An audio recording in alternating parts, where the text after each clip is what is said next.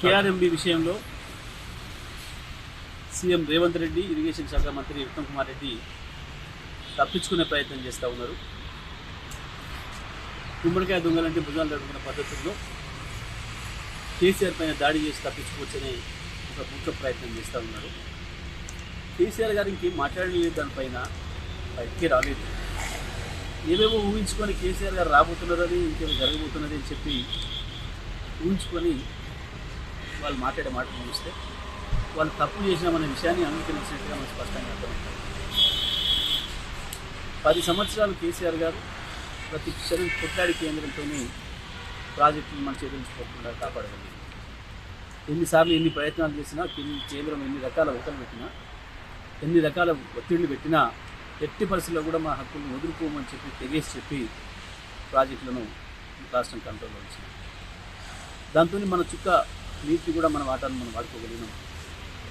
ఈ 10 సంవత్సరాల కాలంలో గతంలో ఎన్నడూ లేని విధంగా ఒకవైపు మహబూబ్నగర్ జిల్లాలో, మరోవైపు నల్గొండ జిల్లాలో, ఖమ్మం జిల్లాలో కూడా బ్రహ్మాండంగా రైతాంగానికి నీళ్ళు అందించుకునే సకాలంలో పంటలు పెంచుకున్నాం, విద్యుత్ ఉత్పత్తి అవసరమైన ఉత్పత్తి చేసుకున్నాం, మనుషులకు కూడా ఇబ్బంది లేకుండా మనం వాడుకోగలిగాం.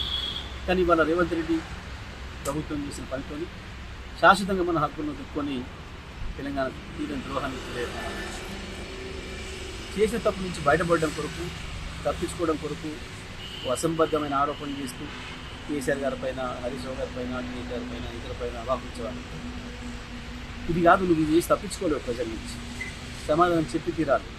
ఎందుకు జరిగింది ఇది, ఎందుకు సమీక్ష చేయలేదు?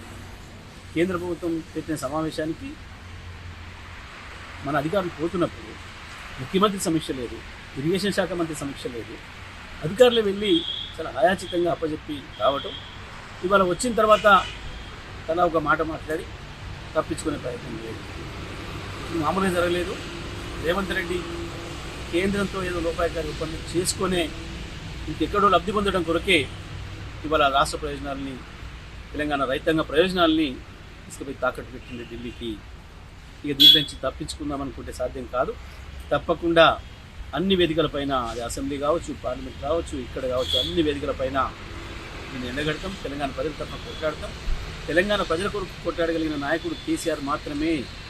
తెలంగాణ ఆత్మ కేసీఆర్ మాత్రమే. తెలంగాణ హక్కుల్ని నిలబెట్టగలిగింది బీఆర్ఎస్ మాత్రమే, గులాబీ జెండా మాత్రమే తప్ప ఇద్దరు జాతీయ పార్టీలు కూడా తెలంగాణకు ద్రోహం చేసిన వాళ్ళే బీజేపీ, కాంగ్రెస్లు. ఇవాళ 2 రూపాయకారి ఒప్పందంలో భాగంగానే ఇది జరిగింది. మన ప్రాజెక్టులన్నీ తీసుకుపోయి కేఆర్ఎంకి అప్పచెప్పి మన జుట్టు కేంద్రం చేతికి ఇచ్చిండ్రు. ఇవాళ రేపు తమాషా చూస్తారు. మొత్తం తెలంగాణ రైతాంగం, కృష్ణా జలాల రైతు మీద ఆధారపడ్డ రైతాంగం అంతా చాలా దారుణమైన దోపిడీ గురి కాబోతుంది. మంచినీళ్ళకు కూడా సమస్య ఎదురు కాబోతుంది. ఈ 5 జిల్లాలలో మంచినీళ్ళకు కూడా మనం కృష్ణా నదిపైన ఆధారపడి ఉన్నాం. మనం మంచినీళ్ళు తాగాలంటే కూడా కేంద్రం అనుమతి తీసుకోవాల్సిన పరిస్థితి రేపు మనకు రాబోతుంది. కేంద్రం చేతిలోకి ఒక్కసారి పోతే ఎంత దుర్మార్గంగా ఉంటుందో పరిపాలన మనకు తెలుసు. రాష్ట్రం ఏర్పడ్డ నాడు ఒక్క సంతకంతో ఐపీఎస్, ఐఏఎస్ ఆఫీసర్ని ఇవ్వాల్సిన ప్రధానమంత్రి 9 నెలలు కూడా సంతకం పెట్టకుండా రాష్ట్రం పరిపాలనకు ఇబ్బంది పెట్టింది. అంతేందుకు ఇవాళ కృష్ణా జలాలను మా వాటా తేల్చండి అని చెప్పి 2 రాష్ట్రాలు కూడా అడిగి ట్రిబ్యునల్కి అప్పచెప్పండి అని అంటే 9.5 సంవత్సరాలు పట్టారు అప్పచెప్పడానికి. అటువంటిది ఇవాళ ఒక్కసారి ప్రాజెక్టు వాళ్ళు చేయించిన తర్వాత మన పరిస్థితి ఏమవుతుందో ఊహించుకోవడానికి చాలా భయంకరంగా ఉంది. తప్పకుండా దీనిపైన ప్రజల్లో ఎండగడతాం, ప్రభుత్వం మెడలు వంచుతాం.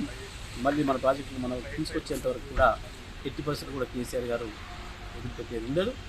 తప్పకుండా ఇంకేం వదిలిపెట్టలేదు. మాట్లాడకముందే, కేసీఆర్ గారి నుంచి మాట రాకముందే వీళ్ళే ఊహించుకొని, వీళ్ళే మాట్లాడి, వీళ్ళే దాడి చేసి ఎదురుదాడితో తప్పించుకుందాం అనుకుంటే మాత్రం సాధ్యం కాదు.